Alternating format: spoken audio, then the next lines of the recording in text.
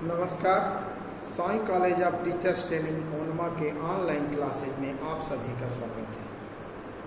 छात्रों, आज हम विद्यालय संस्कृति परिवर्तन और शिक्षक विकास F4 विषय में एक नया टॉपिक लेकर आपके सामने उपस्थित हुए हैं, जिसका नाम है विद्यालय प्रबंधन। पिछली कक्षा में हमने विद्यालय संस्कृति के बारे में चर्चा किया था। आज हम चर्चा करेंगे विद्यालय प्रबंधन के बारे में। तो छात्रों, आप देख सकते हैं कि पहले प्रबंधन क्या होता है।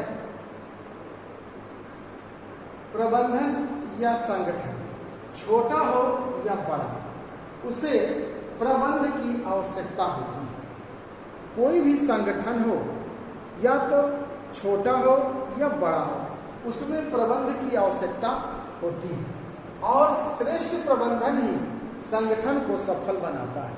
चाहे विद्यालय संगठन हो, चाहे कोई भी संगठन हो, वो एक प्रबंधन की वहाँ आवश्यकता होती है और श्रेष्ठ प्रबंधन के द्वारा हम संगठन को सफल बनाते हैं। इसलिए प्रबंधन को संगठन का मस्तिष्क कहते हैं। छात्रों, प्रबंधन को संगठन का मस्तिष्क कहा जाता है। प्रबंधन एक व्यापक प्रक्रिया है, जिसके अंतर्गत मुख्य रूप से 3 चीजों को सम्मिलित किया गया है। पहला है संसाधन। छात्रों, संसाधन होना चाहिए। अच्छा प्रबंधन के लिए अच्छे संसाधन की आवश्यकता होती है। मानव शक्ति, उस संसाधन का उपयोग करने के लिए मानव शक्ति की आवश्यकता होती है। और मानव शक्ति के बाद आता है नियोजन। सही तरीके से नियोजन होना चाहिए। ये तीनों चीजों को मिलाकर ये संगठन को हम सफल बनाते हैं। तो इस प्रकार हम कह सकते हैं कि विद्यालय प्रबंधन एक विशिष्ट प्रक्रिया है, जिसका कार्य विद्यालय के मानवीय एवं भौतिक संसाधनों को ऐसी गतिशील संगठन इकाइयों में परिवर्तित करना है, जिसके द्वारा उद्देश्यों की पूर्ति हेतु इस प्रकार से कार्य किया जा सके कि जिनके लिए प्रबंध किया जा रहा है, इसके लिए विद्यार्थी के लिए उन्हें संतुष्टि प्राप्त हो, उन्हें संतुष्टि प्राप्त हो। छात्रों, प्रबंधन ऐसी हो कि छात्रों के लक्ष्यों की प्राप्ति हो। लक्ष्य की प्राप्ति होगी तो उन्हें संतुष्ट किया जा सकता है। छात्रों, प्रत्येक संस्था के अपने आदर्श होते हैं, अपने लक्ष्य होते हैं, अपने उद्देश्य होते हैं और उनकी सफलता पूर्वक प्राप्ति के लिए ही उचित प्रबंध की आवश्यकता होती है। विद्यालय एक महत्वपूर्ण सामाजिक संस्था होती है। छात्रों, इसकी एक सुसंगठित प्रबंधनात्मक व्यवस्था होती है। एक प्रभावशाली प्रबंध विद्यालय में उचित व्यवस्था करने में सक्षम रहता है। यह उचित व्यक्तियों को उचित समय में उचित स्थान पर उचित ढंग से रखता है। ये है विद्यालय प्रबंधन। इसके अंतर्गत कुछ महत्वपूर्ण बिंदुओं को भी रखा जा सकता है, जिसमें पहला है शिक्षाविद द्वारा बनाए गए लक्ष्यों को निष्ठापूर्वक पूर्ति करना। शिक्षाविद द्वारा बनाए गए लक्ष्यों को, छात्रों, शिक्षाविद यानी शिक्षा शास्त्रियों के अनुसार जो भी लक्ष्य बनाए गए हैं उसको निष्ठापूर्वक पूरा किया जाए। छात्रों, शैक्षिक प्रबंध को सामाजिक कूटनीति के रूप में देखा जा सकता है, लेकिन इसे क्रियाविधि मूलक रूप में नहीं लेना चाहिए। पीसी रेन है। छात्रों, पीसी रेन में विद्यालय के लक्ष्यों को वर्णित किया गया है। उनके अनुसार, पीसी रेन के अनुसार, छात्र के लाभ हेतु उनको मनः शक्ति के प्रशिक्षण, उसकी सामान्य दृष्टि रखने, उसके मस्तिष्क को उन्नतशील बनाने, चरित्र निर्माण करने एवं शक्ति देने, अपने समाज एवं राज्य के प्रति कर्तव्य का अनुभव कराने आदि के लिए विद्यालय को संगठित किया जाता है। यही एक उद्देश्य है जिसके लिए छात्र को तैयार किया जाए, न कि माध्यमिक परीक्षा के लिए केवल तैयार किया जाए। दूसरा है मिलजुल कर रहने की कला सीखना। छात्रों, मिलजुल कर रहने की कला, मिलजुल कर रहने से एक अच्छे समाज का निर्माण होता है। छात्रों, मिलजुल कर रहना क्या होता है, आइए देखते हैं कि विद्यालय जीवन को इस प्रकार से संगठित किया जाए कि जिससे बच्चे एक साथ रहने की कला को ग्रहण करने के लिए तैयार हो जाए। विद्यालय का अपना सामुदायिक जीवन होता है छात्रों, अतः बालक उसे एक उत्तम नागरिक प्रशिक्षण के क्षेत्र के रूप में प्रयोग में ला सकते हैं। तीसरा पॉइंट है स्कूल संबंधी गतिविधियों तथा कार्यों का संचालन तथा संयोजन।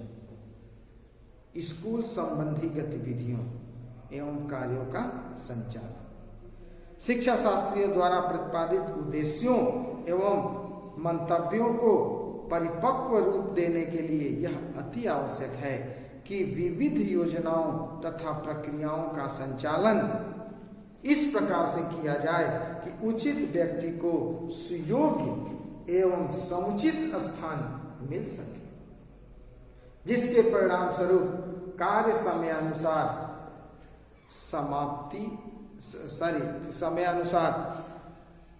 संपादित हो सके। चौथा है छात्रों, विद्यालय में सहयोग की भावना लाना तथा जटिल कार्यों को सुलझना। विद्यालय में सहयोग की भावना लाना। छात्रों, मानवीय स्तर पर शिक्षा प्रबंधन का संबंध बालकों, अभिभावकों एवं शिक्षकों के साथ साथ नियुक्तिकर्ता एवं समाज से भी होता है। साधनों के स्तर पर इसका संबंध सामग्री एवं उपयोग से होता है। विद्यालय प्रबंधन अपने सकारात्मक रूप से कार्यक्रमों को एक विशेष दिशा प्रदान करता है और जटिल कार्य को सुलभ बनाकर परिणामों को प्रकट करता है। तो विद्यालय में सहयोग की भावना लाना, टीचर कोई कार्य करते हैं, छात्र कोई कार्य करते हैं, एक दूसरे का सहयोग, हाथ बटाना, इस प्रकार का माहौल होना चाहिए। एंड नेक्स्ट पॉइंट है विद्यालय को सामुदायिक केंद्र के रूप में बनाना। छात्रों, विद्यालय में इस प्रकार के कार्यक्रम आयोजित किए जाने चाहिए जिनके द्वारा छात्र एवं अभिभावक यह अनुभव करें कि विद्यालय उनकी अपनी संस्था है तथा विद्यालय समाज सेवा का केंद्र है, अपनापन होना चाहिए। एंड लास्ट पॉइंट है शिक्षा संबंधी प्रयोग तथा अनुसंधान के लिए समुचित व्यवस्था करना। वर्तमान युग में छात्रों, समाज की प्रगतिशीलता दिन प्रतिदिन विकसित हो रही है। प्रबंधकों का कर्तव्य है कि शिक्षा शास्त्रियों द्वारा प्रतिपादित नवीन विचारों, धारणाओं एवं प्रयोगों को ध्यान में रखते हुए विद्यालय की विशेष परिस्थिति के अनुसार उनके उपयोगिता को परखें तथा समयानुकूल परिवर्तन करके लाभ उठाएं। शिक्षा संबंधी प्रक्रियाओं के समय समय पर संशोधन होने के साथ साथ यदि समीक्षा भी होती रहे तो यह अधिक लाभदायक होता है। शिक्षा संबंधी प्रयोग तथा अनुसंधान के लिए समुचित व्यवस्था यही है। समय समय पर शिक्षा संबंधी प्रक्रियाओं में संशोधन होते रहना चाहिए और उसकी समीक्षा होनी चाहिए। छात्रों, परिवर्तन प्रकृति का अंतिम नियम होता है। विद्यालय की कार्य पद्धति एवं अवधारणा विशेष संस्कृति एवं परंपरा पर आधारित होनी चाहिए, न तो शिक्षा प्रणाली और न ही इसका प्रबंध आयात किया जाता है। प्रमाणित एवं प्रभावशाली बनाने के लिए उन्हें देशज होना चाहिए। ऐसा इस तरह से हमारे विद्यालय प्रबंध की कार्य पद्धति एवं लक्ष्यों को भी आवश्यकताओं के अनुरूप परिवर्तित होना चाहिए। छात्रों, ये रहा विद्यालय प्रबंधन। अब हम देखेंगे विद्यालय में अनुशासन। अनुशासन क्या होता है छात्रों? अनुशासन वह शक्ति है जिसके द्वारा व्यक्ति, समाज, राष्ट्र एवं विद्यालय को उन्नति के पथ पर अग्रसर किया जाता है और उनके व्यक्तित्व को श्रेष्ठ बनाया जाता है। अनुशासन हमारे लिए बहुत ही महत्वपूर्ण है छात्रों। अगर दुनिया के प्रत्येक व्यक्ति अनुशासन में रहने लगे तो बहुत सारी कमियां दूर हो सकती है और लोग अच्छे से अपना जीवन यापन भी कर सकते हैं। तो अनुशासन वह शक्ति है जिसके द्वारा व्यक्ति, समाज, राष्ट्र एवं विद्यालय को उन्नति के पथ पर अग्रसर किया जाता है और उनके व्यक्तित्व को श्रेष्ठ बनाया जाता है। छात्रों, टीपी नंद के अनुसार अनुशासन का अर्थ अपने आवेगों, शक्तियों को उस व्यवस्था के अधीन करना है जो अराजकता का अंत करती है एवं जो अकुशलता और अपव्यय के स्थान पर कुशलता और मितव्ययिता की स्थापना करती है। समझ गए होंगे कि अनुशासन अपने आवेगों और शक्तियों को उस व्यवस्था के अधीन करती है जो अराजकता का अंत करती है एवं उसको अकुशलता और अपव्यय के स्थान पर कुशलता और मितव्ययिता की स्थापना करती है। ये होता है अनुशासन। छात्रों, अनुशासन जीवन में अनुशासन का बहुत महत्व होता है। इसके अभाव में मानव प्रकृति दत्त शक्तियों का उचित प्रयोग नहीं कर सकता है।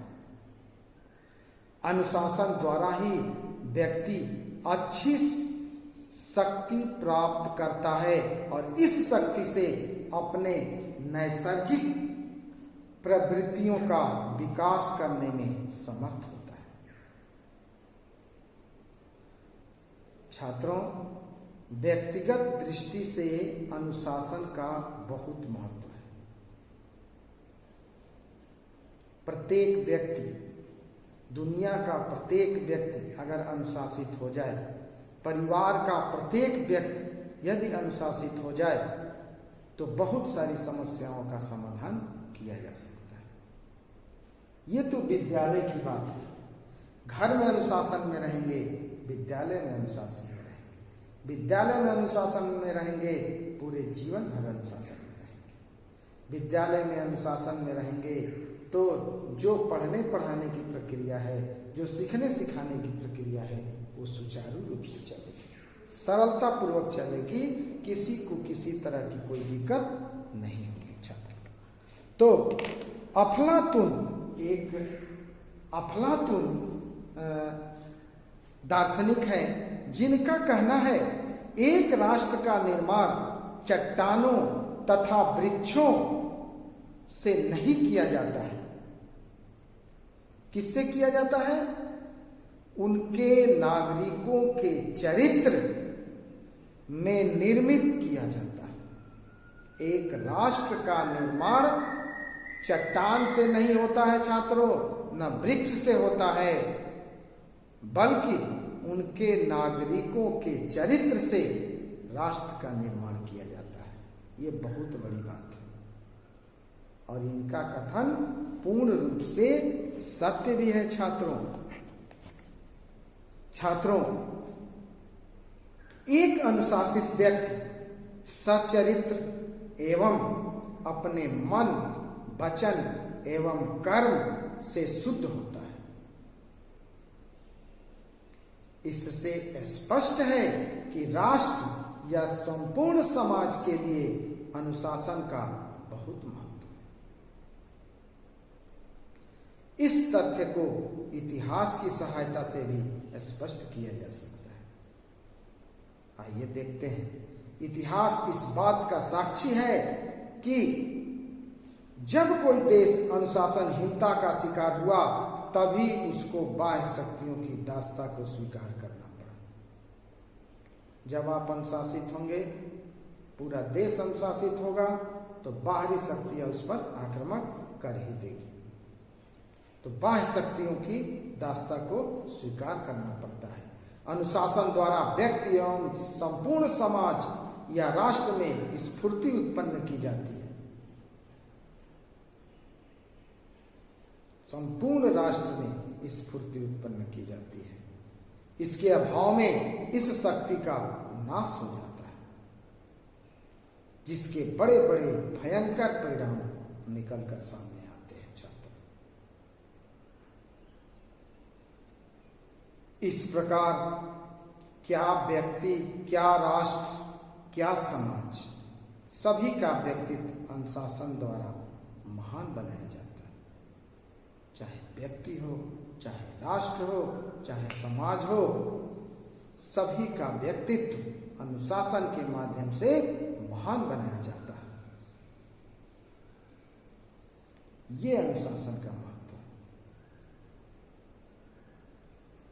छात्रों, पीसी रेन ने कहा कि जिस प्रकार स्थल सेना, जल सेना या राज्य के अस्तित्व के लिए अनुशासन होना परम आवश्यक है, उसी प्रकार अनुशासन विद्यालय के लिए महत्वपूर्ण है। आप जानते होंगे, चाहे जल सेना हो, थल सेना हो, वायु सेना हो, कोई भी सेना हो, उसमें डिसिप्लिन बहुत जरूरी होता है और बहुत महत्वपूर्ण माना जाता है। अगर अनुशासनहीनता किए तो आपको बाहर किया जा सकता है। उसी तरह विद्यालय के लिए भी अनुशासन उतना ही महत्वपूर्ण है। विद्यालय का संपूर्ण कार्य इसके अभाव में अराजकता का साम्राज्य हो जाता है। अगर अनुशासनहीनता रही तो विद्यालय में आए दिन अराजकता दिखने को मिलेगा। अतः अनुशासन वह शक्ति है जिसके द्वारा व्यक्ति, समाज, राष्ट्र एवं विद्यालय को उन्नति के पथ पर अग्रसर किया जाता है। छात्रों, टीपी नन का देख लिए कथन। तो ये अनुशासन है छात्रों। अनुशासन हमारे जीवन में बहुत ही महत्वपूर्ण है, विद्यार्थी के लिए बहुत ही महत्वपूर्ण है। तो आज का टॉपिक यहीं समाप्त होता है।